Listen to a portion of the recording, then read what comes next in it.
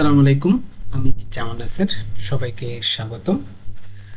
আমরা গত ক্লাসে দেখেছিলাম how to data collect or export data collect from PubMed and create visualization, but সেই ভিজুয়ালাইজেশনটা ছিল খুবই ছোট।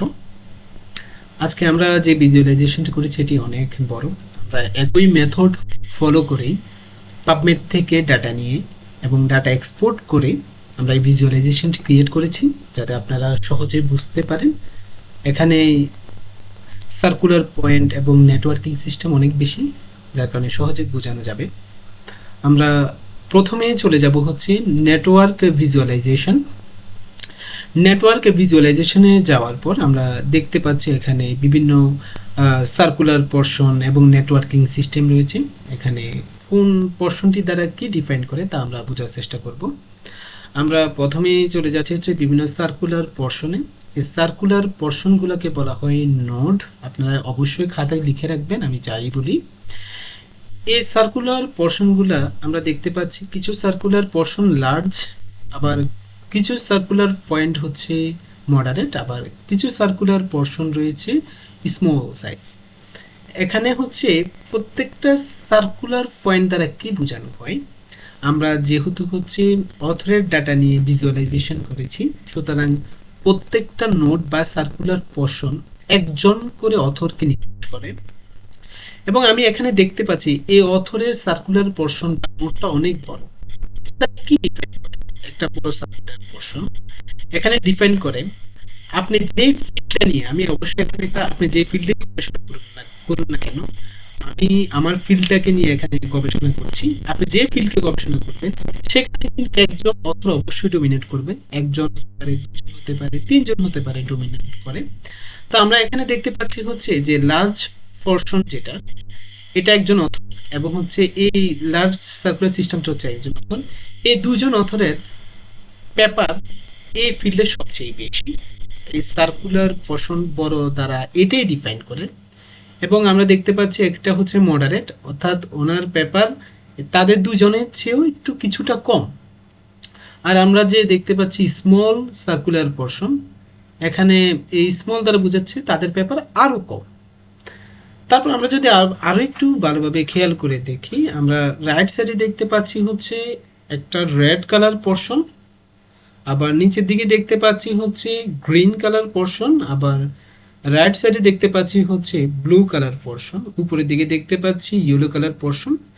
এখানে এই রেড কালার পোরশনগুলোকে বলা হয় ক্লাস্টার, অর্থাৎ এই রেড পোরশনটা হচ্ছে একটা ক্লাস্টার, গ্রিন কালারের অংশটাকে আমরা বলি হচ্ছে আরেকটি ক্লাস্টার, এবং ব্লু কালারটাকে বলি আমরা আরেকটি ক্লাস্টার। ক্লাস্টার দ্বারা কি ডিফাইন করে, অর্থাৎ এখানে যে প্রত্যেকটি পেপারই রেড, এটা দ্বারা ডিফাইন করে হচ্ছে তাদের মধ্যে কোলাবোরেশন রয়েছে, অর্থাৎ তাদের মধ্যে স্ট্রং বন্ড রয়েছে। অর্থাৎ মনে করুন হচ্ছে এই যে রেড কালারের পেপারগুলা বা অথরগুলা, তারা নিজেদের মধ্যে কোলাবোরেশন করে হচ্ছে পেপার করেন। আপনারা হয়তো অনেকে বুঝবেন না কোলাবোরেশনটা কি। অর্থাৎ মনে করেন একটি পেপার, বাট দুইজন অথর মিলে হচ্ছে কাজ করছেন, বা তিনজন অথর মিলে হচ্ছে একটি পেপারে কাজ করছেন, তখনই এটাকে আমরা বলি হচ্ছে কোলাবোরেশন করে কাজ করা। অর্থাৎ রেড সার্কুলার পোরশন দ্বারা কিন্তু বোঝানো হয় তাদের মধ্যে কোলাবোরেশন সবচেয়ে বেশি হচ্ছে। অর্থাৎ একজন একটি পেপারেই মনে করেন তিন চারজন মিলে বা দুজন মিলে হচ্ছে কাজ করছে, এবং তাদের কাজের ধরনও হচ্ছে সেম, অর্থাৎ তাদের পলিসিও হচ্ছে সেম। তারপর হচ্ছে আমরা দেখতে পাচ্ছি গ্রিন কালার, তাদের ক্ষেত্রেও সেম। তারা হচ্ছে মনে করুন হচ্ছে এই একটা ফিল্ডের একটা পোরশন নিয়ে কাজ করে, এবং তারা একই কালার হওয়ার মেন রিজনটা হচ্ছে কোলাবোরেশন। আমরা বুঝতে পাচ্ছি একজন অথর আরেকজন অথরের সাথে কোলাবোরেশন রয়েছে। কোলাবোরেশন মানে আমি আবারও রিপিটেড করছি যে একটি পেপারে দুইয়ের অধিক কাজ করা, বা দুজন বা তার অধিক কাজ করা, এবং হচ্ছে সেম একই ফিল্ডের বিভিন্ন পোরশন নিয়ে। এবং আমরা যদি আরো একটু খেয়াল করি, আমরা দেখতে পাচ্ছি হচ্ছে এই যে নোটগুলা একটা নোট থেকে আরেকটা নোট কিছুটা হচ্ছে কাছাকাছি, আবার অনেকগুলো হচ্ছে অনেক দূরে। হ্যাঁ, লং ডিস্টেন্স। কাছাকাছি এবং দূরে দ্বারা কিন্তু অন্য একটি বিষয় ডিফাইন করে। অর্থাৎ যেহেতু আমরা দেখতে পাচ্ছি এই দুটা নোড হচ্ছে একদমই কাছাকাছি, এর মানে বোঝায় তাদের মধ্যে যে কোলাবোরেশনটা হয় এটা সবচেয়ে বেশি হয়, এবং তারা বলা যায় হচ্ছে একই পেপারেই হচ্ছে দুজন কাজ করে, আমরা ইজিলি বলতে পারছি। এবং আমরা এখানে হচ্ছে আরো বেশি ডিফাইন করতে পারছি, প্রতি বছর এই দুজন ব্যক্তি সবচেয়ে বেশি পেপার প্রকাশ করে, এবং এই দুজন ব্যক্তি হচ্ছে এই ফিল্ডটাকে ডোমিনেট করে। যেহেতু তাদের পেপার সবচেয়ে বেশি বের হচ্ছে এখানে, সুতরাং তাদের মধ্যে কিন্তু ফান্ডিং সিস্টেমটাও বেশি থাকবে। অনেকেই হচ্ছে বিদেশে যাওয়ার জন্য, বিভিন্ন পিএইচডি করার জন্য বা মাস্টার্স করার জন্য ফান্ডিং খুঁজে থাকেন। আপনারা কিভাবে ফান্ডিংটা খুঁজবেন বা কাদেরকে হচ্ছে ইমেল করবেন? যাদের আসলে পেপার বেশি বের হয় বা ডোমিনেট করে, ওরাই কিন্তু হচ্ছে ওই ফিল্ডে বেশি ফান্ড পেয়ে থাকে। অর্থাৎ আপনি ইমেল করার ক্ষেত্রে কিন্তু এই দুজন অথরকে হচ্ছে বেশি পরিমাণ মানে ইমেল করবেন আর কি, তাহলে আপনার ফান্ডিং পাওয়ার পসিবিলিটি কিন্তু বেড়ে যাবে।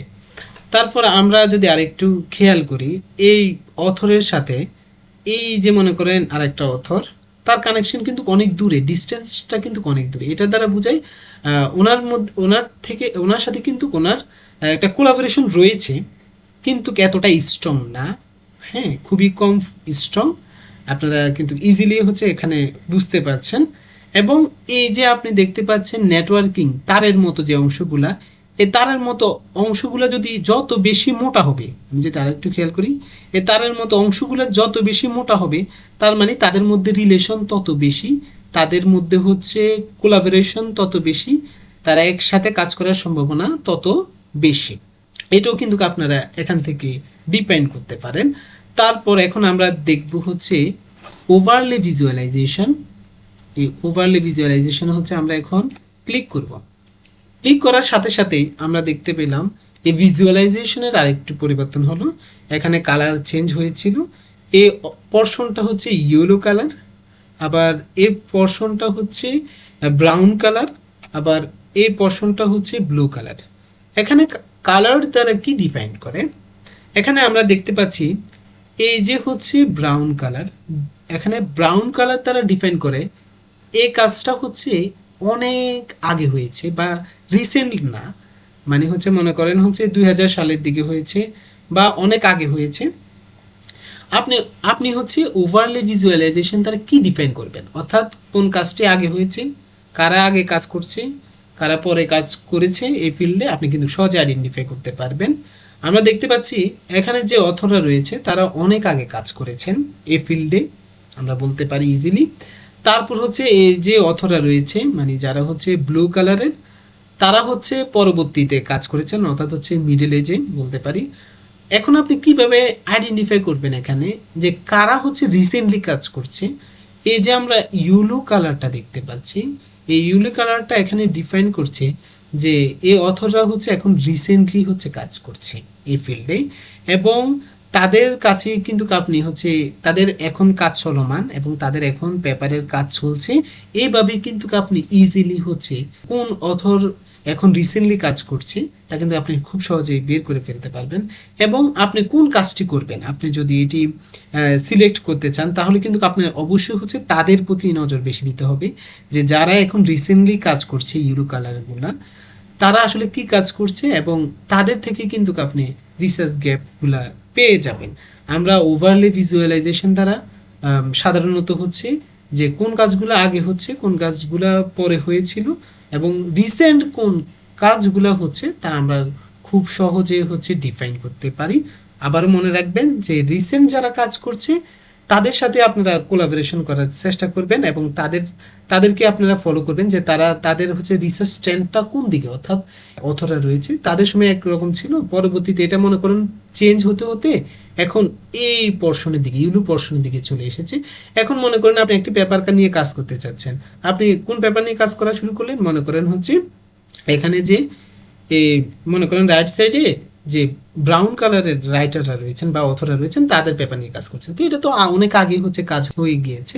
তো আপনি এখন কোন পেপারগুলো নিয়ে কাজ করবেন? আপনি এখন কাজ করবেন হচ্ছে এই ইউলু অথররা যারা যে ফিল্ডে কাজ করছেন বা যে পোরশনটা নিয়ে কাজ করছেন সেই পোরশন নিয়ে হচ্ছে আপনি কাজ করবেন। তারপর আমরা দেখব হচ্ছে ডেনসিটি ভিজুয়ালাইজেশন। এখানে হচ্ছে আপনার ডিফাইন করা হচ্ছে কোন অথররা হচ্ছে এই পুরো জিনিসটাকে ডোমিনেট করে। মানে একটা ফিল্ডকে কারা ডমিনেট করে এটা কিন্তু আপনি ইজিলি এখানে ডিফাইন করতে পারবেন। আমরা বুঝে যাচ্ছি যে যেখানে হচ্ছে ইয়েলো কালারের পরিমাণ বেশি থাকবে তারাই হচ্ছে ওই ফিল্ডটাকে আসলে ডমিনেট করে। হয়তো রিসেন্টলি কাজ করে হচ্ছে আপনার এই ইউলো তারা, বাট এটাকে ফিল্ডটাকে ডমিনেট করে কিন্তু হচ্ছে এই মাঝখানের তারাই। আমরা এখানে হচ্ছে রিসার্চ কনসেপ্ট সম্পর্কে আমরা হচ্ছে জানতে পারি। তো আশা করি আপনারা এই ক্লাসের মাধ্যমে ডাটা ভিজুয়ালাইজেশন কিভাবে অ্যানালাইসিস করতে হয়, বিশেষ করে অথর ভিজুয়ালাইজেশন, আমরা পরবর্তীতে হচ্ছে কিওয়ার্ড ভিজুয়ালাইজেশন অ্যানালাইসিস করব। আসসালামু আলাইকুম।